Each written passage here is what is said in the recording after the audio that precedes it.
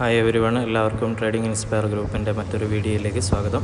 നല്ലൊരു മാർക്കറ്റിന് ശേഷമാണ് നമ്മളെല്ലാവരും ഇരിക്കുന്നത്. എല്ലാവർക്കും നല്ലൊരു പ്രോഫിറ്റബിൾ ഡേ ആയിരിക്കുമെന്ന് പ്രതീക്ഷിക്കുന്നു. ഏതായാലും പ്രോഫിറ്റ് ലഭിച്ചവർക്ക് അഭിനന്ദനങ്ങളും, അതോടൊപ്പം തന്നെ ലോസ് ആയവർക്ക് നാളെ നല്ലൊരു റിക്കവർ ചെയ്യാനുള്ള നല്ല അവസരങ്ങൾ ഉണ്ടാവട്ടെ എന്നുള്ള പ്രാർത്ഥനയോട് കൂടിയാണ് നമ്മൾ തുടങ്ങുന്നത്.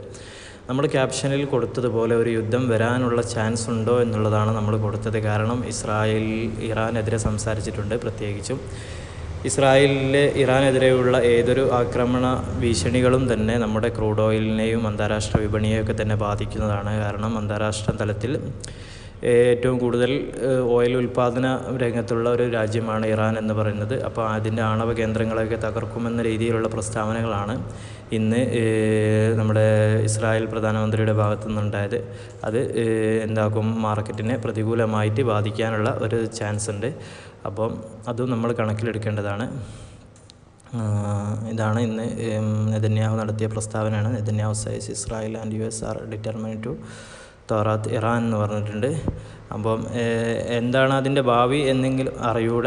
എന്നാലും പക്ഷെ നമ്മൾ കരുതിയിരിക്കേണ്ടത് മാർക്കറ്റിനെ സംബന്ധിച്ചോളം ലോങ് ആയിട്ട് ഹോൾഡ് ചെയ്യുന്നതിലൊക്കെ ശ്രദ്ധിക്കേണ്ട ഒരു കാര്യമാണ്. അപ്പോൾ ഏതായാലും നമുക്ക് വിഷയത്തിലേക്ക് വരാം. ശ്രദ്ധിക്കണം എന്നുള്ളൊരു ഉണർത്തൽ മാത്രമാണ് നമ്മൾ കൊടുത്തത്. അപ്പോൾ ഇന്ന് മാർക്കറ്റിനെ സംബന്ധിച്ചിടത്തോളം ഞാൻ ഇന്നലെ പറഞ്ഞത് ഒരു 23,000 എന്നുള്ള ലെവല് നല്ലൊരു ലെവലായിരുന്നു. ആ ലെവൽ കടന്നു കഴിഞ്ഞാലാണ് ഞാൻ മുകളിലോട്ട് ട്രേഡ് എടുക്കുക എന്നായിരുന്നു ഇന്നലെ പറഞ്ഞത്. ഏതായാലും ആ ലെവൽ കഴിഞ്ഞിട്ട് പോയിട്ടില്ല. മാർക്കറ്റ് ഒരു ഫ്ലാറ്റ് ഓപ്പണിങ് തന്നിട്ട് മാർക്കറ്റ് നേരെ താഴോട്ടാണ് വന്നത്. താഴോട്ട് വന്നിട്ട് നമ്മൾ പറഞ്ഞ 22,750 ആയിരുന്നു ഇന്നലെ വരച്ച് വെച്ചത്. ഇവിടെ ആയിരുന്നു, പക്ഷേ അവിടെ വരെ മാർക്കറ്റ് വന്നില്ല. 22,800 നമ്മൾ മുമ്പ് പറഞ്ഞതുപോലെ നല്ലൊരു സപ്പോർട്ടിംഗ് ലെവലാണ്. ആ ലെവലിൽ വന്നിട്ട് മാർക്കറ്റ് സപ്പോർട്ട് എടുത്ത് മുകളിലോട്ട് പോകുന്ന ഒരു കാഴ്ചയാണ് നമ്മൾ ഇവിടെ നിന്ന്. ഏതാണ്ട് നല്ലൊരു റാലി കിട്ടിയിട്ടുണ്ട്. കുഴപ്പമില്ല, എങ്കിലും ഒരു 100 പോയിൻറ്റിൻ്റെ റാലിയാണ് ഈ 22,800 മുതൽ 22,960 വരെ മാർക്കറ്റ് പോയി. ഒരു 160, പക്ഷേ എങ്കിലും പ്രീമിയത്തിൽ വലിയ മാറ്റമൊന്നും ഉണ്ടായിട്ടില്ല. കാരണം ഒരു കൺസോളിഡേഷൻ എടുത്തുകൊണ്ടുള്ള ഒരു ചെറിയ റാലിയാണ് നമുക്ക് കിട്ടിയത്. എങ്കിലും ചെറിയ രീതിയിൽ പ്രോഫിറ്റ് ഉണ്ടാക്കാനൊക്കെ എല്ലാവർക്കും സാധിച്ചിട്ടുണ്ടെന്ന് പ്രതീക്ഷിക്കുന്നു. അതുപോലെ തന്നെ സെൻസെക്സിൻ്റെ വിഷയമാണെങ്കിലും അങ്ങനെ തന്നെയാണ്. ഏതായാലും ചെറിയ രീതിയിലൊക്കെ മാർക്കറ്റിൽ വലിയ പ്രതീക്ഷകളായിട്ട് ഇറങ്ങാത്തവർക്ക് ഇന്ന് നല്ലൊരു ദിവസമായിരുന്നു. എങ്കിലും ചെറിയ രീതിയിലൊക്കെ പ്രോഫിറ്റായി എന്ന് വിചാരിക്കുന്നു. പക്ഷേ ഇന്ന് നല്ല വൊളാറ്റിലിറ്റി ഉള്ളൊരു ദിവസമായിരുന്നു. പെട്ടെന്ന് തന്നെ രാവിലെയൊക്കെ നല്ല ഹൈ വൊളാറ്റിലിറ്റി ആയിരുന്നു മാർക്കറ്റിൽ. പെട്ടെന്ന് തന്നെ സ്റ്റോപ്പ് ലോസുകളൊക്കെ ഹിറ്റായി പോകുന്നൊരവസ്ഥ ഉണ്ടായിരുന്നു. അപ്പോൾ അതും എല്ലാവരും സൂക്ഷിക്കേണ്ട ഒരു കാര്യമാണ്. ഇനി നമുക്ക് നാളെ എന്താണ് സെൻസെക്സിലും നിഫ്റ്റിയിലും സംഭവിക്കാമെന്ന് നോക്കാം. ഇന്ന് നിഫ്റ്റിയിൽ സെൻസെക്സിൽ ഏതാണ്ട് നിഫ്റ്റിക്ക് സമാനമായിട്ടുള്ള ഒരു അവസ്ഥ തന്നെയാണ് സെൻസെക്സിലുണ്ടായിരുന്നത്.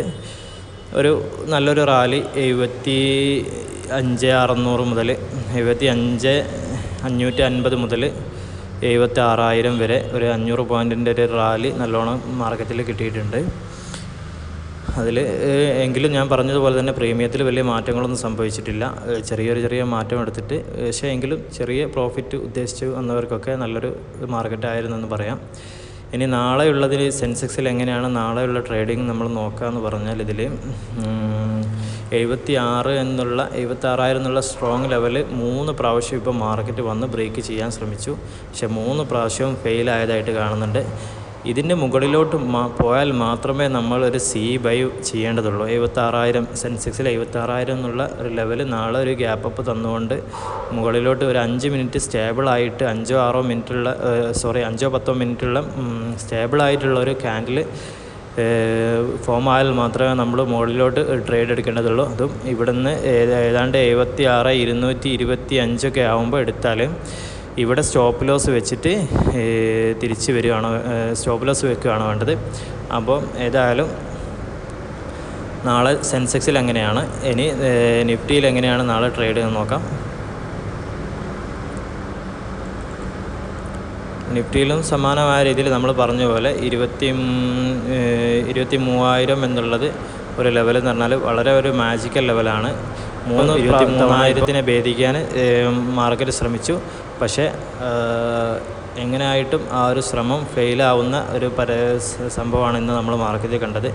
ഇതിനെ ബ്രേക്ക് ചെയ്താൽ മാത്രമേ നമുക്ക് മുന്നോട്ടുള്ള ട്രേഡ് എടുക്കേണ്ടതുള്ളൂ. അത് തന്നെ 23,200 എന്നുള്ള ഒരു ലെവൽ കഴിഞ്ഞാൽ മാത്രമേ ആ മാർക്കറ്റ് സ്റ്റേബിളായിട്ട് മുകളിലോട്ട് പോകുന്നുള്ളത് നമ്മൾ ഉറപ്പിക്കേണ്ടതുള്ളൂ.